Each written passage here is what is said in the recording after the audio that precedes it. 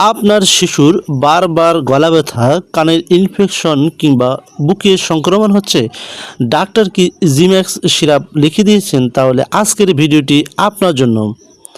এই ভিডিওতে আমরা জানব জিম্যাক্স সিরাপ কী কাজ করে, কিভাবে খেতে হয় এবং এর ডোজ কী হতে পারে। বিস্তারিত জানতে ভিডিওটি না টেনে সম্পূর্ণ ভিডিওটি আমাদের সাথেই থাকুন। প্রথমেই জিম্যাক্স সিরাপ সম্পর্কে জানবো। এর মূল উপাদান হলো এজিথ্রোমাইসিন। এটি একটি শক্তিশালী অ্যান্টিবায়োটিক যা ব্যাকটেরিয়াজনিত বিভিন্ন সংক্রমণের চিকিৎসায় ব্যবহৃত হয়। এই সিরাপটি উৎপাদন করেছে স্কোয়ার ফার্মাসিউটিক্যাল লিমিটেড। এই সিরাপে প্রতি 5 মিলিমিটারে 200 মিলিগ্রাম এজিথ্রোমাইসিন থাকে। কোন কোন রোগে ডাক্তাররা দিয়ে থাকেন, এবার আমরা সে সম্পর্কে জানবো। জিম্যাক্স সাধারণত ডাক্তাররা দিয়ে থাকেন গলা ও টনসিলের সংক্রমণ, এছাড়াও কানের ইনফেকশন, সাইনোসাইটিস, ব্রঙ্কাইটিস এবং নিউমোনিয়া। এছাড়াও ত্বক ও নরম টিস্যুর ব্যাকটেরিয়াল সংক্রমণে এবং চিকিৎসকের পরামর্শ অনুযায়ী আরও কিছু ব্যাকটেরিয়া ধ্বংস করতে ডাক্তাররা এই সিরাপটি দিয়ে থাকেন। তবে মনে রাখতে হবে, এটি ভাইরাসজনিত, যেমন সর্দি, কাশি বা সাধারণ জ্বরের ওষুধ নয়। ভাইরাসের বিরুদ্ধে অ্যান্টিবায়োটিক কাজ নাও করতে পারে। এবারে জানবো জিম্যাক্স সিরাপের ডোজ। এখন আসি সবচেয়ে গুরুত্বপূর্ণ বিষয়, সেটি হচ্ছে এর ডোজ। এজিথ্রোমাইসিনের ডোজ সাধারণত শিশুর বয়স থেকে নয়, বরং এর ডোজ নির্ধারিত হয়ে থাকে ওজন থেকে।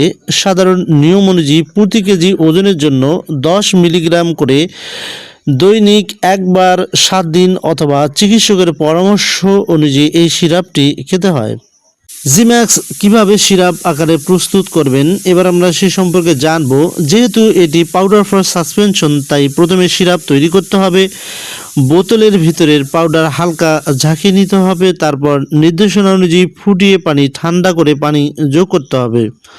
ভালোভাবে ঝাঁকিয়ে সম্পূর্ণ মিশিয়ে দিন। প্রতিবার খাওয়ানোর আগে অবশ্যই বোতলটি ঝাঁকিয়ে নেবেন। জিম্যাক্স সিরাপের কোনো পার্শ্ব প্রতিক্রিয়া আছে কিনা? অন্যান্য অ্যান্টিবায়োটিকের মতো জিম্যাক্সেরও কিছু সাধারণ পার্শ্ব প্রতিক্রিয়া থাকতে পারে, যেমন হালকা ডায়রিয়া অথবা বাচ্চাদের বমি বমি ভাব বা পেটে সামান্য ব্যথা অথবা বমি, বা অনেকের ক্ষেত্রে ক্ষুধামন্দা দেখা দিতে পারে।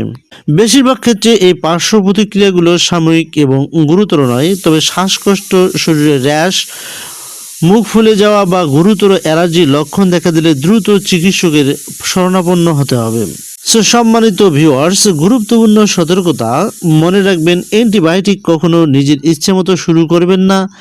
চিকিৎসক যতদিন খেতে বলেছেন সম্পূর্ণ কোর্স শেষ করতে হবে। মাঝপথে হঠাৎ করে বন্ধ করলে সংক্রমণ আবার ফিরে আসার সম্ভাবনা থাকে।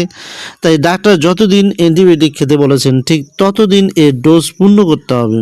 এছাড়াও হঠাৎ করে মাঝপথে অ্যান্টিবায়োটিক খাওয়া বন্ধ করলে শরীরের মধ্যে রেজিস্ট্যান্স হতে পারে বা শরীরের মধ্যে ভবিষ্যতে আর অ্যান্টিবায়োটিক কাজ নাও করতে পারে।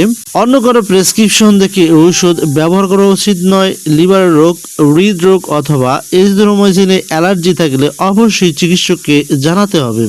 সম্মানিত ভিউয়ার্স, আশা করি জিম্যাক্স সিরাপ সম্পর্কে আজকের ভিডিও থেকে গুরুত্বপূর্ণ তথ্য জানতে পেরেছেন। ভিডিওটি ভালো লাগলে একটি লাইক দিন, বন্ধুদের সাথে শেয়ার করুন এবং স্বাস্থ্য বিষয়ক নির্ভরযোগ্য তথ্য পেতে আমাদের চ্যানেলটিকে সাবস্ক্রাইব করতে ভুলবেন না।